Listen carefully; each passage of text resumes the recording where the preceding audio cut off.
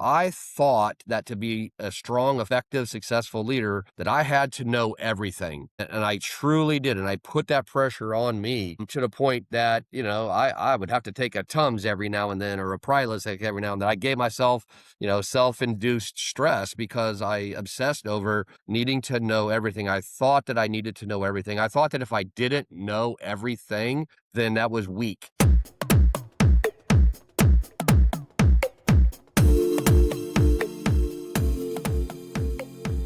Welcome to Bullseyes Blind Spots, a unique series of episodes from the Marketing Accelerator Podcast, where chief executives share pivotal decisions that define their leadership and the blind spots that reshape their perspective. I'm your host, Drew Dinkelacker, president of MarketingAccelerator.com, and today's guest, that's Dan Sutton, president and CEO of Kemba Credit Union, which is a member-owned financial institution serving more than 130,000 members across Southwest Ohio, Northern Kentucky, and Southeast Indiana. Dan, you've been with Kemba for nearly 27 years and have held multiple leadership roles, including Chief Financial Officer, Chief Operating Officer, and now President and CEO. Wow, that's awesome. Welcome to Bullseyes Blind Spots. Yeah, thanks, Drew. Well, you just wore me out reading that. 27 years of leadership experience. This is going to be fruitful. So let's start with a bullseye. Take us back to a time where, you had to make a decision, maybe it was an important decision you thought at the time. Maybe it wasn't an important decision. I don't know. But take us back to the time where you've had to make a decision and that decision proved to just knock it out of the park. Tell us about it. Okay. I think this morning when I was thinking about preparing for this, I thought that I was going to talk to you about decisions made during COVID. And I imagine you probably get a lot of CEOs talking about decisions made during COVID. And I could do that. But I think I'm going to pivot on that right now, literally as we're sitting here talking, because at that time, during COVID, obviously everything was uncertain and everybody was scared and wondering and worrying about everything. And during that time, Kemba Credit Union was growing pretty fast. And we had outgrown our corporate headquarters at the time. And when speaking with the board, we had talked about building a new headquarters. Where should we build a new headquarters? How big should the new headquarters be? And I remember saying something to the board in the tune of, it'll never be cheaper than it is today. And that was in 2018. And my point on that was, we knew that we were going to only be able to kick the can down the road just for a little bit longer, and then that we were going to have to build an office. And if we knew that today that we were going to have to build an office, I knew that tomorrow's prices were not going to be any cheaper than today. What I didn't know was COVID was going to come. What I didn't know is supply chains were going to come to a screeching halt. And what I didn't know is that labor and materials were going to go through the roof. And so my comment to the board in 2018 of, it'll never be cheaper than it is today, ended up playing out, actually, Drew. We got into COVID, obviously.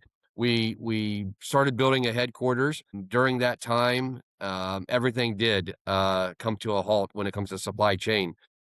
That building that we built, when I made that statement and what we built that building for, it is now insured for twice as much, and it's only 2026. Mm-hmm. And so we were able to procure the materials needed to build the building. We were able to hire the people to build the building. And then today, when I look at my insurance bill, they are now insuring this building for twice as much as we built it for. So call it luck, call it skill, whatever it was, but we did hit that one. We're very happy with the new building. My prediction of never being cheaper than it is today ended up being the right statement. So it sounds like that you said that to the board, though. It might have just been a side comment, but you had some confidence around that statement. It wasn't just pulled out of the air. What is that? Would you say that's true? You had confidence about that? Well, I just knew that we live in inflationary times, and I knew that if we're going to build a building anyway, and we have the money, why not build it now before inflation does? Even if consumer prices were normal, like 2.8% or 3%. It didn't take a genius to know prices were going to go up, next year, the year after. We didn't know that they were going to go up as high as they did. So I knew with some certainty the prices were going to go up. I didn't know that we'd see 9% inflationary years in that. So I had some confidence prices were going to go up. I had no idea they were going to go up like the way they did. Did you get pushback on that decision? No, not really. I think that the board, we were growing pretty fast, and the board realized and understood that we were sending jobs, we were sending back office jobs, out to branches and down to other buildings, and we were fragmented. And what was happening, what was costing us more than the building was being dysfunctional and being fragmented. And so it was costing more in lack of productivity and efficiency. And so the board, very supportive on that decision. And we are very, very happy. There is no builder buyer's remorse, and just a good all over call for all of us. So there is the leadership rub. You're seeing this opportunity to build, but there's a little challenge with it, but you're seeing the price that's being paid by not having this new facility. And that's what's unique about that leadership role is you see things from a different perspective oftentimes. So that, it makes total sense. That's great. That's great. It knocked it out of the park. Well done. So now let's shift to the blind spot question. Every leader has a blind spot. You can't avoid them. We're human, The trick is discovering them. So, can you share a time when a blind spot in your leadership came to light? What was it? How did it surface? What you learned from it? There are a lot. There really are. You are right. We're not perfect people and perfect species. And I think as I was growing up and climbing the leadership ladder, Drew, I put a lot of pressure and stress on myself. I thought that to be a strong, effective, successful leader, that I had to know everything. And I truly did. And I put that pressure on me, to the point that, I would have to take a Tums every now and then, or a Prilosec every now and then. I gave myself, self-induced stress because I obsessed over needing to know everything. I thought that I needed to know everything. I thought that if I didn't know everything, then that was weak. And I didn't want to be weak. I didn't want others to think that I was weak. And so I put this pressure on me that I had to know everything. And and I don't know when the light bulb went off or on, however you look at it, but, it dawned on me and I realized that successful leaders today, they don't have to know everything. But the successful leader today has to know who does. And once I accepted that, once I gave myself permission and to be vulnerable, and if somebody were to ask me, even if it was a board member and ask me a question, if I didn't have the answer on the ready, that was okay, but I knew who did. And as our business was growing, so even if it was a business internal, if maybe it was an IT business, maybe it was a lending decision that we did, I might not know the answer, but I know who does, and I know how to get it. Once I gave myself permission, I didn't have to take so many Tums anymore. But again, you have to know who does know the answers. And the way to do that is build a network or surround yourself with people that you can trust. So my blind spot was thinking I had to know it all when in reality I didn't. I just need to know who did. And you've explained that one of the downsides of that sense of I feel like I have to know it all. There was a personal physical cost that was paid. Do you think there was any ripple effect in how you led because you're dealing with that level of stress? Yeah, probably by not letting my other, like, by having to know everything. Um, I probably pinched the wings of my team around me, whereas they are decision makers. They are empowered and embraced to have to know things on their own because without me, the business is going to go on anyway. And so by me kind of allowing them to kind of grow up in their own right, in their own leadership way, the pressure, the responsibility that they now have to own, because there I was owning it for them, if you think about it, but now they have to own it. And if I come to them, and I'm looking for that answer, then they're going to have to up their game. So it allowed me to physically get a little bit better, more sleep at night, but it allowed them to grow in responsibility, or they have to go ask their direct reports the answer in that. So it was a trickle down effect, I think, that I didn't see coming. Can can you share with me what window of time this was? Was this 5 years ago, 20 years ago, that you Yeah, gave I yourself permission?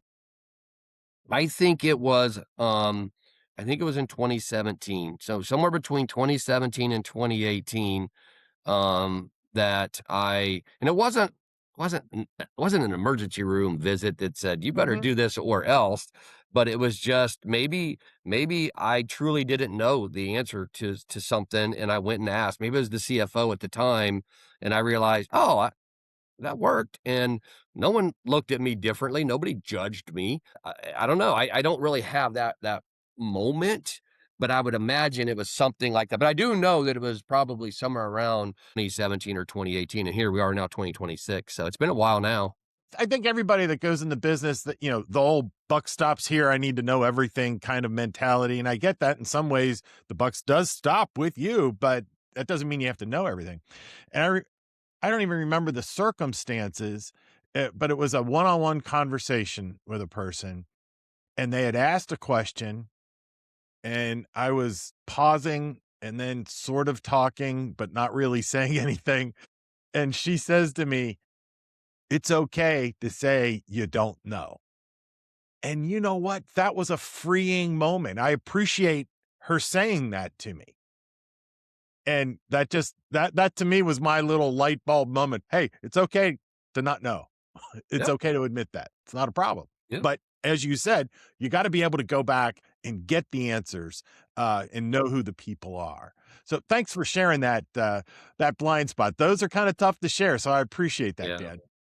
you're welcome. So before we go on to our final question, I have a quick message for our audience. If today's conversation has you thinking about your own bullseyes and blind spots, well, I've created a companion resource designed for chief executives. It's called the Bullseyes and Blind Spots Accelerated Guide. It's a fast 10-minute read that'll help you cut through marketing fog, confront blind spots, and gain the clarity you need to lead with confidence. And you can download that guide and start your analysis at bullseyesandblindspots.com. Now, Dan, now to the fun question. This is the time travel one. If you could sit down with yourself 20 years ago, your 20-year, 30-year younger self, what wisdom would you share with Dan Jr. About career and personal life? Yeah, Dan Jr. That's funny.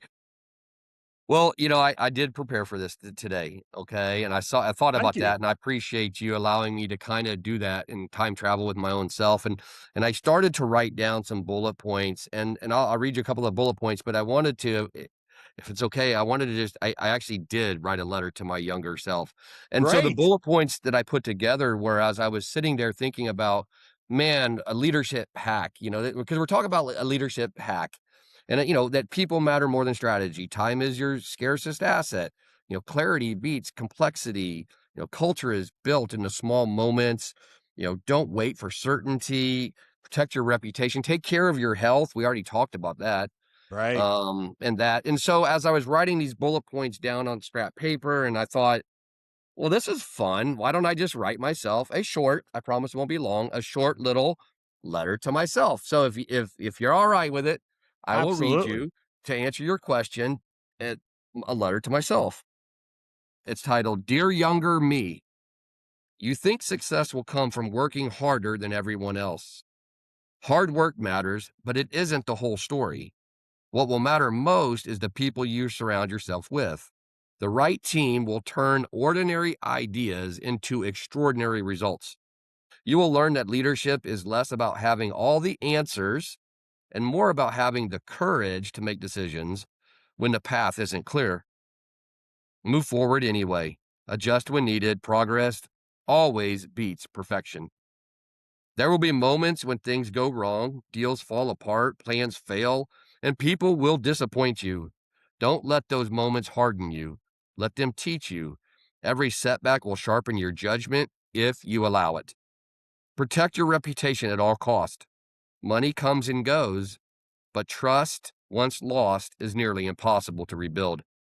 And remember this, the company will never love you back. So make time for the people who do. Your health, your family, and your character will matter far more in the end than any title.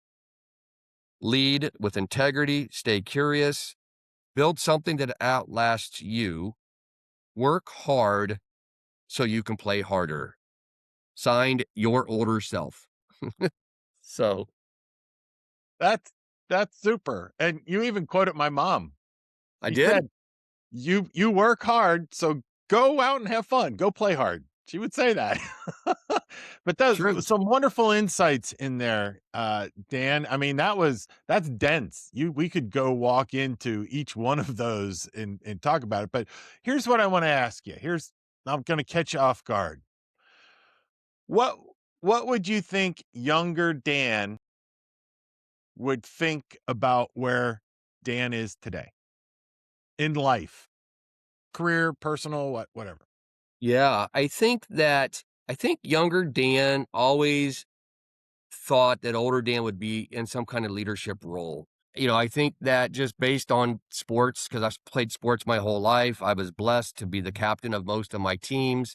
So I think that younger Dan would not be surprised that older Dan is in a high leadership chair. I don't know that younger Dan would ever thought that older Dan would have been the chief executive officer of a $2 billion financial institution responsible for 310 employees. I would think that talking to younger Dan, I think he would have been receptive to dream big because we've all been told, as a youngster, you can be anything you want to be. You want to be the president, you want to go to the moon, you work hard and you'll get there. And I think younger Dan would have believed it, but I don't know that younger Dan would have ever thought that older Dan could have ever made it to the chief executive chair. Interesting. So dream big. Dream big. That's awesome. Well, Dan, thanks so much for sharing your journey with us.